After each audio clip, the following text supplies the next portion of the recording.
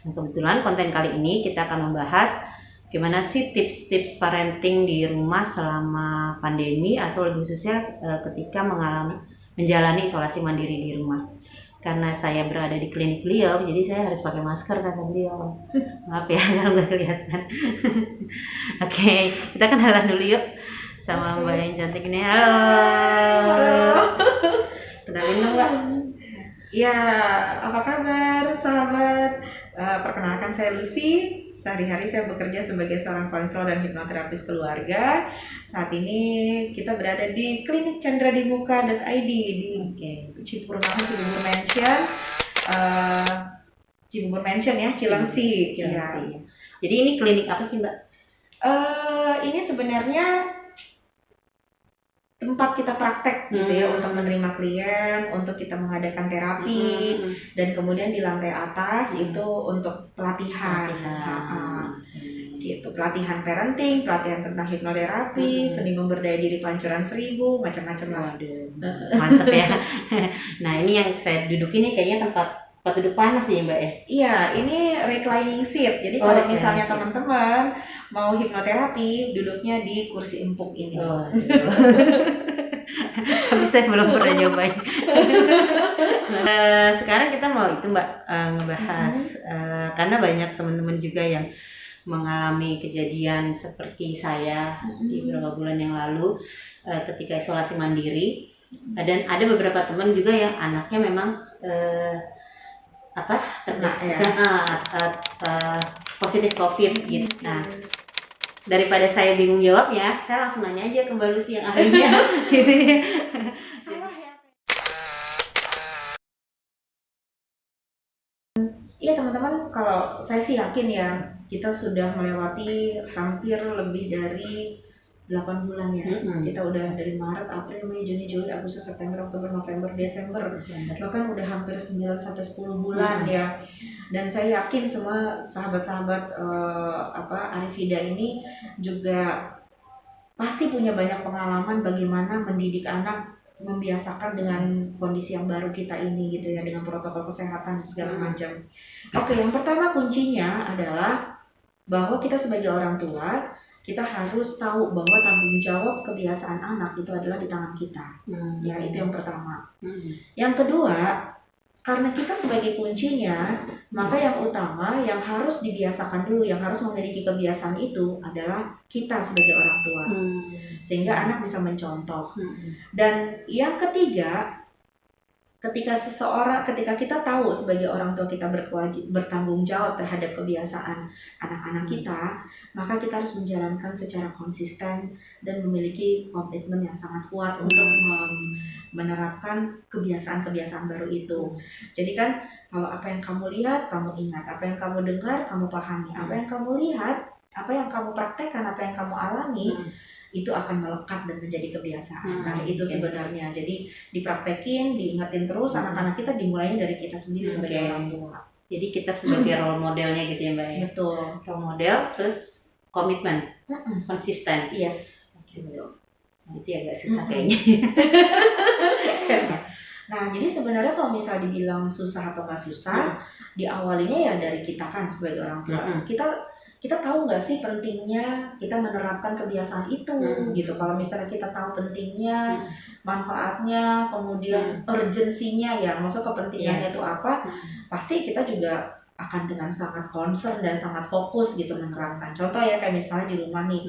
Jadi anak-anak itu udah tahu tuh kalau misalnya kita mau belanjaan dari luar ya, misalnya si kakak itu udah langsung keluarin semua barangnya, dia taruh di ember, dia cuciin semua gitu. Tetapi di rumah saja kita membiasakan habis megang apapun cuci tangan, padahal itu bukan di luar rumah gitu, tapi dengan kebiasaan seperti itu mereka juga jadi akhirnya terbiasa gitu. Iya Mbak, jadi habit ya Mbak ya. Betul. Ya kalau aku di rumah tuh yang jadi habit itu kebiasaannya ya sama kayak Mbak, jadi mereka sekarang sudah aware sama cuci tangan, pakai masker gitu ya, sama cuci piring sendiri gitu. Karena dari isoman itu mereka terbiasa pakai tempat makan sendiri. untuk menghadapi new normal ini kita sebagai orang tua harus jadi role model ya, mau nggak mau ya, dan harus konsisten gitu sahabat.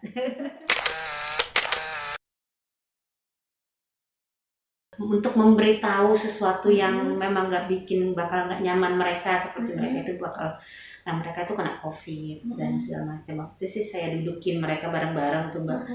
Saya dudukin bareng-bareng, terus saya kasih tahu, terus saya bilang nggak apa-apa selama kalian nggak sakit. Kita masih bisa sama-sama kita jalanin apa yang kata dokter gitu ya. Tapi memang sempat tuh setelah 2 kali tuh ngedrop tuh, even si kakaknya umur 17 dia nangis tuh. Ya Allah, dia nangis gitu ya. Terus yang ketika swab yang ketiga, ketika saya sama kakak itu negatif kan, Raya sama Rafa masih positif. Nah Raya tuh malah nutup kamar, terus dia bilang aku di kamar aja, aku nggak mau bunda masuk kamar, aku nggak mau bunda jadi positif lagi. Jadi ngedown ya Mbak ya, ngedown banget gitu. Luar biasa. Iya, makanya waktu itu tuh sempat bingung, aduh gimana ya. Memang nggak mudah ya, ya Allah. Tapi apa yang sudah Vida lakukan itu luar biasa banget gitu loh, sebenarnya itu udah betul gitu. Jadi bagaimana membuat anak-anak itu tidak takut gitu kan, tetap tenang. Dan yang terutama adalah Vida sebagai ibu, dia tidak merasa ada ancaman dari anak-anaknya untuk kena lagi. Betul nggak? Iya. Karena bahkan sampai anaknya sendiri yang punya inisiatif, udah aku yang harus kunci kamar supaya bunda nggak kena lagi gitu kan. Nah itu tuh luar biasa banget loh. Ada anak yang punya kesadaran seperti itu, sudah pasti orang tuanya seperti apa gitu. Iya, udah tidak ada teori lagi akhirnya gitu ya. Teman-teman bisa belajar sama Vida. Tapi waktu itu sempat ngedown. Iya, tapi mungkin kalau misalnya ditarik gitu ya, ditarik ke ibaratnya dalam kerangka parenting, misalnya kita ingin menyampaikan sesuatu hal yang disebutnya duka gitu ya, kedukaan atau berita buruk gitu buat keluarga, ya memang pasti nggak akan mudah. Kenapa Vida berhasil? Karena dari Vidanya sendiri sudah siap. Nah, jadi kembali lagi akhirnya adalah di orang tua kuncinya. Bagaimana orang tua ini menerima berita duka ini, gitu kan ya. Kalau dari orang tuanya sendiri belum bisa menerima, belum bisa berpikir positif, pasti kita akan mendeliver ke anak-anak juga nggak baik gitu, tidak lancar, tidak nyaman, tidak aman. Tapi kalau dari kitanya sendiri kita udah siap gitu ya, udah bisa menerima, kemudian pikiran kita juga sudah mulai bisa memahami, memberikan makna terhadap kejadian yang buruk ini gitu ya, insya Allah pasti akan menyampaikan ke anak-anak akan jauh lebih lancar, lebih mudah. Ada yang bilang kalau ibu itu sumber kekuatan di rumah gitu. Setuju ya Mbak ya? Setuju ya, tapi dua-duanya sih kalau dua-duanya ya, ayah dan ibu gitu. Cuman memang pada umumnya gitu ya, karena ibu yang sering setiap hari di rumah, maka dia yang menjadi center gitu. Biasa ayahnya memang udah sehari-hari di rumah, bisa jadi loh ayah itu akan menjadi center gitu ya Mbak ya. Jadi anak-anak itu kan butuh kedekatan dengan siapa, yang di rumah ini yang lebih banyak kualitas dan kuantitas di rumahnya siapa. Jadi sebenarnya tidak ada yang lebih dan tidak ada yang kurang ya. Keduanya kita sebagai ayah atau sebagai ibu pasti dibutuhkan sekali gitu, menjadi sumber kekuatan buat di rumah.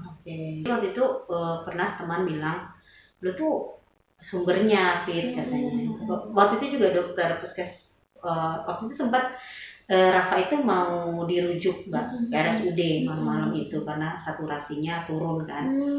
Jadi lagi-lagi dokter itu bilang, ibu ini keputusannya sama ibu katanya. Jadi ibu mau anaknya dibawa atau enggak gitu. Jadi pada saat itu ya. Jadi waktu itu saya sempat ngerasain tuh bagaimana rasanya jadi apa itu namanya penentu gitu. Pengambil keputusan gitu kan, karena suami juga di ICU kan. Jadi katanya waktu itu dokter bilang semua keputusan saya berdasarkan itu. Akhirnya waktu itu dengan nggak tahu kenapa dengan segala kekuatan gitu saya bilang, dok nanti ya, saya bilang gitu. Nanti ya, saya bilang gitu. ya akhirnya beberapa hari kemudian adik Rafa membaik sih Mbak. Kalau memang ada teman-teman yang COVID, itu jangan takut